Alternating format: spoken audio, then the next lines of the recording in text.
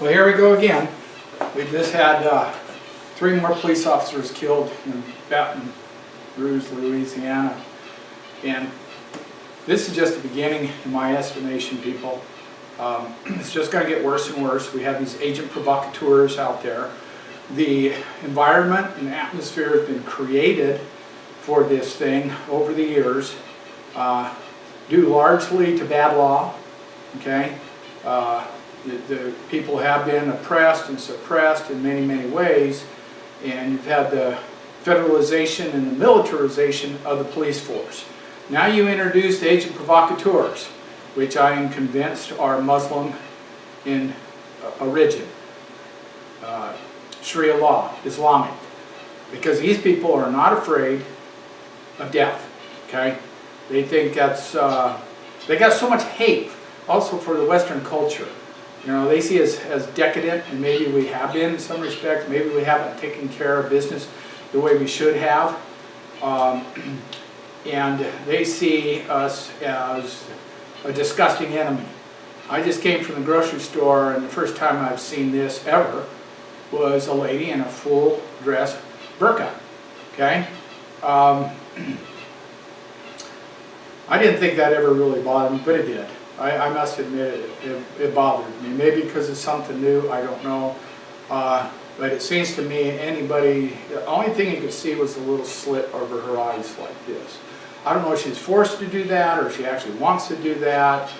But, you know, individuality is really important, I believe, to God, and I believe to most people, to be able to express ourselves individually, whether it's through dress or cars or whatever. Of course, it can get decadent, I agree. But at the same time, the alternative to me is unacceptable. I think people should be able to express themselves. And also through music, to be able to express yourselves. You can't do that in the Middle East. You know, this young lady who was, I guess she was a star in Pakistan, from the pictures I've seen, she had embraced Western culture, and her brother kills her in an honor killing.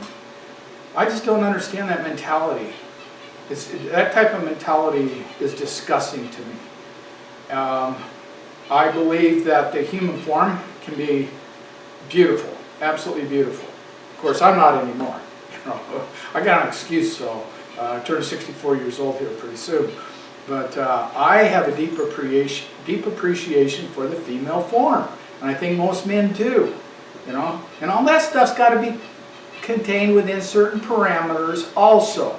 All right, and yet, I mean, who wants to go and live in a society where all the women are completely covered up? Where all the women walk behind the men? Where women can't drive a car, can't talk on a cell phone, they can't talk to another man. Who wants to live in that kind of society? I sure as hell don't. Well, that's what they're trying to push on us. And I see that as purely deep insecurities within certain people.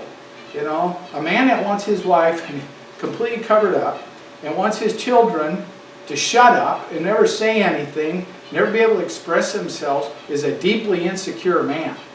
Okay? Now, I think there's other instigators in this whole thing. I think Southern Poverty Law Center. You know, they're the ones that wrote the MIAC report that was adopted by the Homeland Security. What is it, Mark Potek. Everybody needs to read that, who they consider as enemies now.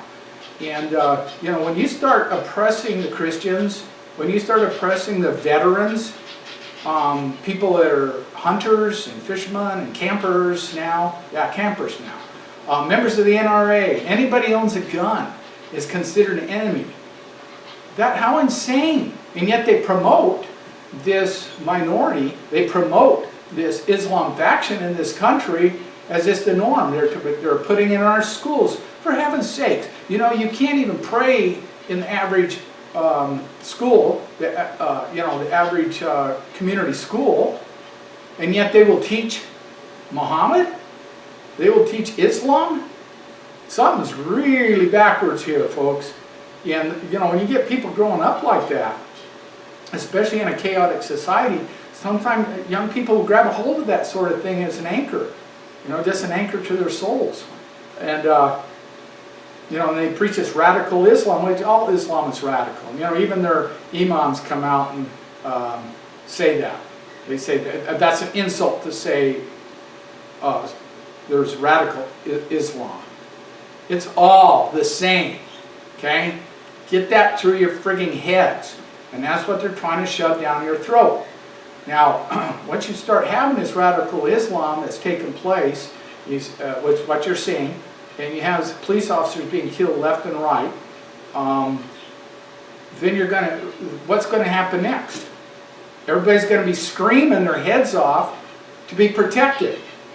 Okay? Now you have martial law. You will be obliged. You will be obliged when you start screaming your head off to be protected. You'll be obliged, and you will have martial law. And you will never ever get your freedoms back. Once you have martial law, they're gone.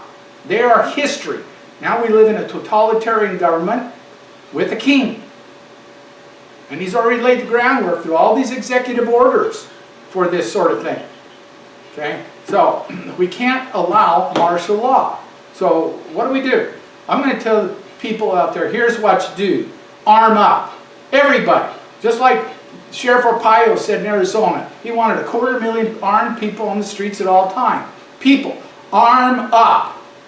Okay? When the people arm up, they're actually getting involved in their, it becomes part of the social arrangement.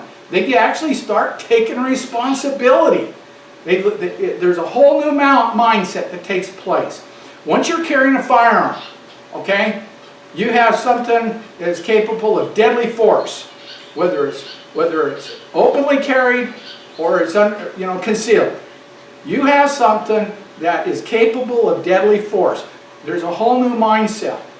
You've got to understand the laws.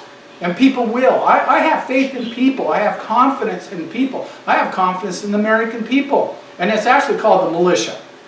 And they're actually supposed to be funded. Which means that every state, anybody that asks for funding, they should be able to get the funding they need to be armed up. and I commend Sheriff Arpaio. I think it's a brilliant idea. 250,000 armed people on the streets at all time. Well, here's what you're going to see. There'll still be some outbreaks, but they'll be subdued very, very quickly. It happens all the time. Some idiot runs around, wants to screaming Allah Akbar. He's going to be in trouble real quick. Okay? He wants to kill somebody in the street, cut their head off, or whatever, which has actually happened here in America. It's happened several times in the last few years. If everybody would have been armed at that time, that guy would have been taken out in an instant. Okay, just like down there in Orlando, Florida.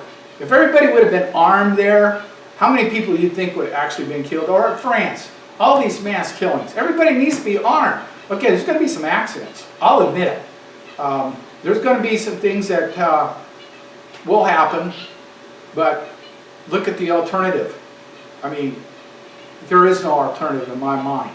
People have got to arm up. We've got to get law enforcement demilitarized. Okay, they need to become peacemakers again, like years and years ago, like Andy Griffith, Barney Fife. Okay, there's a lot of truth to that, and we got to get law officers being peace officers again. And the day will come, and I think we're real close there. We've already seen it where some militia stood out in front of the police station to protect them. You're going to see the people and law enforcement come together against a common enemy. So what am I saying? You're going to see the militia, and you're going to see law enforcement come together against a common enemy. And all those that instigate, create that atmosphere, and create that environment. And then you got the agent provocateurs that come in. Okay, that's what I've been trying to say for years now, that the atmosphere and the environment is created by the government through unconstitutional organizations, okay, such as the BLM, the Forestry Service, even the FBI. Now, everybody knows the FBI is a joke now. They've totally dishonored themselves, and even Congress is talking about defunding them, which they absolutely should. So these things, like for example, the BLM, the forestry department, are trying to kick the ranchers off the range. They're shutting farmers down. You have mom and pop farms all over this country are being shut down by local law enforcement because they have been pressured by big corporations, you know, like Tyson Foods, for example. Okay, they don't want the competition. They want to put out of business. See, and they come up with these Agenda 21 laws to do just exactly that. So there you go again, Agenda 21. It's got to be done away with. That's part of the UN's plan, the United Nations plan. You have all these eco-green freaks, okay, that want to get everybody out of the countryside. They want to make these corridors for the animals, that's what they say. But you know what's going to happen there? It's only going to be the major corporations of the world, primarily the banksters and the people who own the banks, are going to end up owning that land, and you're not going to be able to hunt, you're not going to be able to fish, okay, you're not going to be able to hike, and now you won't even be able to camp, okay, we know that. Now, campers are considered domestic terrorists. So, we've got to destroy this atmosphere and environment that's created this problem in the first place. Once we do that and get the people to man up, the average person to arm up and come together with local law enforcement, I mean, I'm going to go down, I'm going to see if I can't talk to the sheriff's department about being deputized. All right? I'll gladly defend them in. Gladly. Okay? But at the same time, I want them to defend me too against the real enemy. You know, we need to defend each other. Okay? This has gone way, way too far. And this is just the beginning. This is just the beginning. And I said a long time ago, when the poop hits the fan, your police officers are going to be the first ones that's going to get taken out. They are sitting ducks. Everybody knows that. They know that. So we've got to come up with a plan. You know, local law enforcement, sheriffs, departments have got to come up with a plan. You've got to get the people involved. Just like Sheriff Arpaio said, 250,000 armed people on the street anytime. The idea is brilliant. It's absolutely brilliant. And it's the only thing that's going to stop this. And then we got to, like I said, and then we got to defend our sheriffs. We've got to defend our sheriffs, our constitutional sheriffs. They are, right now, believe it or not, they're enemy number one with this administration. Okay? Okay. Please, everybody, share this. God bless America. God bless you out there. God bless the families of those police officers that were killed, murdered. Pray that the Lord and His Spirit will be with you and give you comfort. Amen.